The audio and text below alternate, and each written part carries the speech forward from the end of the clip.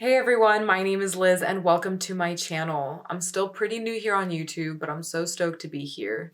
So a little introduction on me and this channel. I'm going to be talking about all kinds of stuff, but my first couple videos are centered around addiction recovery, particularly with weed, but this can apply to nicotine, which was something I was addicted to for many years. This can apply to alcohol, shopping, porn, whatever it is. All addiction stems from some kind of trauma, some kind of wounding, and it is a beautiful spiritual lesson. Addiction is an initiation that you're going through in order to wake you up to where your wounds are, where your trauma is, and to get you to start the process of healing. It needs to be uncomfortable, and addiction is extremely uncomfortable, and relapsing and trying to quit is extremely uncomfortable, but it's going to be worth it. On the other side of that discomfort is the golden opportunity of really healing, getting to know yourself, getting to love yourself, and creating a deeper connection with God. So I highly, highly encourage you, if you've been considering trying to quit something that maybe you know isn't very healthy for you, do it. You're not going to regret it. I promise you 1,000 times over, it's going to be the best decision you can make. So jumping into today's video, it's going to be 6 steps to help you quit your addiction, whether that's to smoking weed, to nicotine, to hard drugs, to pills, to alcohol, to pornography, gossiping, social media, whatever the fuck your addiction is, wherever you are impulsive, have no control, you're just consumed by something. These are the 6 steps that are going to help you be able to move forward and move past that, okay? So step number 1 is the most important, and that's developing your why. Why do you want to quit? In what ways does this substance, does this problem, this habit that you have, in what ways is it holding you back? Is it negatively impacting you? You really need to center in on your why, because when you are going to start actually trying to quit, to cut back, to go cold turkey, whatever process you're going to use, that why is going to be what you need to center your focus on. Without that why, you are not going to succeed. If you're just like, I don't know, I guess I'm just going to try it. Like, it might work. I mean, shit, if you're one of those people, maybe. But if you have a deep, trauma bonded relationship with this substance, it's not going to be that easy to let it go. And so do not take this lightheartedly. Please sit down and list your reasons of why you want to quit, whether that's to have clarity, to be able to have self-discipline, to prove to yourself that you can do it, to prove that you can keep your commitments to yourself, to start saving more money, to be healthy again, to get your voice back, whatever ways this drug, this substance, this habit, this addiction impacts you. Sit down and write your reasons on why you want to quit, okay? Focus in on that. And what you can do then is you can turn those reasons why into little affirmations, okay? There are apps that you can get on your phone. I use this one called YAP, Y-A-P-P. You can put little affirmations in there, and then they will repeat on your phone daily. Start with this little process. Every time you see that affirmation pop up on your phone, even if you haven't gotten to the point where you're ready to quit the addiction, have those affirmations remind you daily and read them out loud to yourself. And just that alone will start to repattern your brain to realizing that this is not something that I see in a positive light anymore. This isn't something that's good for me anymore. And it'll mentally start preparing you to make the shift that you're needing, that you want to make. Step number 2. Stop romanticizing it, okay? I see this happening all too often. People justify it in their mind. Oh, well, it's not that bad, whatever it is, particularly weed.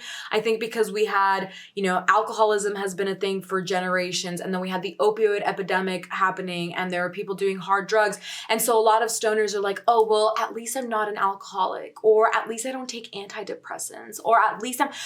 If that's the kind of mediocre life you want to live, fine. But if you're ready for greatness, you need to get that shit out of your head, okay? You really do need to focus on the negatives. Concentrate on the toxic sides of this, because it is going to be like leaving a toxic relationship, okay? Think about it. You're going to break up with some guy that's been awful to you. All of a sudden you're lonely, you're withdrawing, and you're going to be like, man, but he wasn't that bad, and there were some good things about it, and I really miss him, and I hate being lonely. And you're going to be texting him right back, right? It's the same thing with whatever it is you're trying to quit. You're going to start romanticizing it, especially when things get uncomfortable, especially when you're going to start withdrawing. So stop.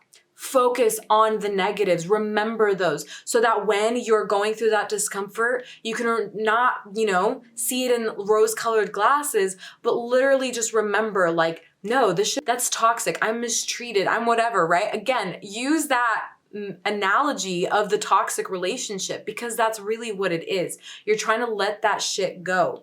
Okay, so you need to stop looking at it through a romantic little lens and thinking that it's okay. Again, if that's the life you want to live, fine. But if you're ready to move forward and you're ready to commit to letting this go, that's what it's going to take. Step number 3, be prepared for withdrawals. This is going to be maybe more so particularly for people who are consuming something physically like weed, nicotine, alcohol, something that your body is actually like dependent on right now. But you need to mentally prepare yourself that you're going to go through discomfort. You might not feel the best when you decide to give this up, particularly if you're doing like cold turkey. Now, please see this as an initiation. See this as the process that your body needs to go through to detox that shit out of your life. And the more difficult it is, the less likely you're gonna relapse. Honestly, you're going to be more committed to continuing your sobriety because you got through that point and you probably won't wanna go through it again. So see it as a positive thing. But if you don't go through withdrawals, that's amazing too. I have had the 2 times that I've actually been successful at quitting for a long period of time, I didn't have withdrawals. And all the other times before that I tried to quit leading up to those times, I was going through withdrawals every time I attempted to quit. So it almost felt like when I was actually ready and there wasn't this like mental, it's almost like a spiritual manifestation. Withdrawals are showing you the resistance you feel. If you can get to a place where you are actually fully ready and committed to sobriety, you might not go through the withdrawals, and that's a blessing. See it as that. But don't expect that and don't see that as a block. You might need to go through the withdrawals. You might need to see how hard it is for your body to detox this stuff and how negative the response it has when you start letting go of it. See it all as part of the process, part of the initiation. It's just as important as anything else. So mentally prepare yourself for this. Research the symptoms so you're not, clueless. Things like weed in particular, you go through insomnia, you might lose your appetite, you might have cold sweats at night. So I recommend if you're going to do something cold turkey, try to get some days off of work or do it on a longer weekend when you have at least like 3 days off. That's usually when the worst of it kind of comes, but the symptoms can last for up to 2 weeks usually for most things. So be prepared for that. Okay, so step number 4, create a plan. Okay, so if you smoke or use things like weed or alcohol, you're going to find that all of a sudden you have a lot of time on your hands. This can apply to even like pornography. If you watch porn at night or at certain parts of your day and you're trying to let that shit go, you need to find other things to do to fill up that time that you have, because you're going to be way more likely to fall right back into that habit. Remember, these are pathways in your brain that you've already created, and to pave a new road, it takes consistency, it takes determination, will, discipline, and it's going to be a little hard. But if you have a game plan, it makes it a lot easier. The way I like to do it is I like to create a list of like 3 different categories. Things that I can do in 15 to 30 minutes, things that I can do that will take up about an hour of my time, and things that I can do that will take up 2 hours plus. So depending on how much free time I have on my hands, I can go to my list and I can pick something that based on my energy level that day, I can actually attain to doing.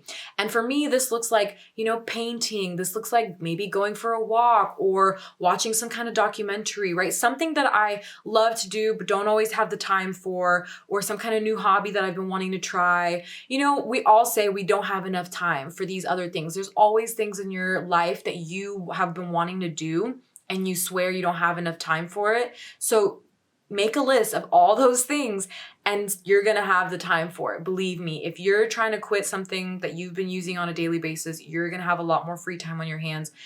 Please, please do your best to utilize this list and actually do those things, because you're way more likely to relapse if you are bored. If you're bored and you're like, oh, like sitting around, like, what do I do? It's that much easier to go get that weed, to go buy some drinks, to whatever it is, okay? Please create a list, create a game plan. Do not go into this unprepared. Step number 5 is creating some distance with the people and loved ones in your life that also abuse what you've been abusing. It's really difficult to be on day 2 or 3 of letting go of a substance or, letting go of your addiction and to be around it all the time. It's very easy to just give me that. I just need a hit. You're on those first couple days, you're itching for it. Your body is physically craving for it. You're mentally feeling weak and fatigued. It's very easy to just say, give me that shit. So please, respectfully, tell your friends and loved ones, hey, I'm going to try to go through this. I'm doing my best. I'm going to just, I might not see you for a little bit as I try to give this up. Do not push your sobriety on anyone else. Do not expect anybody to do this with you. Please do this on your own. Do not go in with somebody and be like, hey, let's be sober buddies, because the second they relapse, you are likely to relapse too. This is your hero's journey, and it's not on you to have anybody else doing it with you. But if you can respectfully let your friends know what you're going through and they can, respect you back and give you that space that you need, then that is going to be the most supportive thing they can do for your recovery.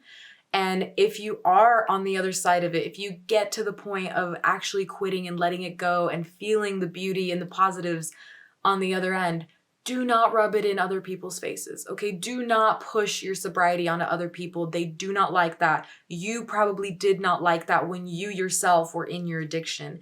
They will start to see you as annoying, and they will begin to see that you make them uncomfortable and that you're judging them, whatever it is. Everybody's on their own timing. Let them figure it out for themselves. Just be a living example, but you don't need to talk about it all the time. You don't need to rub it in their face, okay? So please, distance yourself from other users just for at least the first 2 weeks, And if you live around them, kindly ask them to just not do it in front of your face. Just create some boundaries about that stuff, and this will help you immensely. Step number 6, and this is the most important one above even developing your why, and this is surrender to God. Surrender to your higher power, whatever you want to call it, creator, source, spirit, Allah, whatever you believe in, surrender to God, okay? You cannot do this without him. I'm going to say him. Don't get triggered. You cannot do this without him. And if you don't believe in a higher power yet, this might be the journey and the process that's going to get you there, because you're not going to be able to do this alone. I promise you. Do not rely on any other human for your sobriety. Solely rely on God, because that has been the whole point of this journey. I promise you, at the end of your addiction, when you're getting to the point of recovery, you're going to realize that your creator was there with you every step of the way, watching as you measly attempted to substitute your dependence on him with all these physical things that were never going to fill that void. And when you finally come to him and you say, God, I'm ready to depend on you and you alone, he will walk you through every step of the way. He will be holding your hand.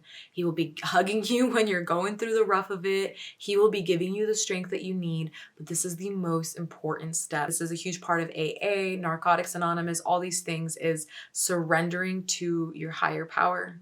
And there's a reason for that. Addiction is one of the hardest things that most people go through. And recovery is so fucking beautiful, because it is this reuniting with your source, your creator, and your truest essence, this dependence on God and God alone. So I'm so excited for you in your journey. Thank you for tuning in and watching these little steps that I kind of found that help me. It means the world to me to be able to potentially help other people who are in the same place that I was just a little while ago. I'm so excited for you. I'm praying for you. I'm rooting for you. Trust me, you guys, it's so freaking worth it. It's so worth it. Sobriety is so worth it. 1,000 times over. My only regret is not doing it sooner. So good luck, much love, and I'll see you guys in the next video. Bye.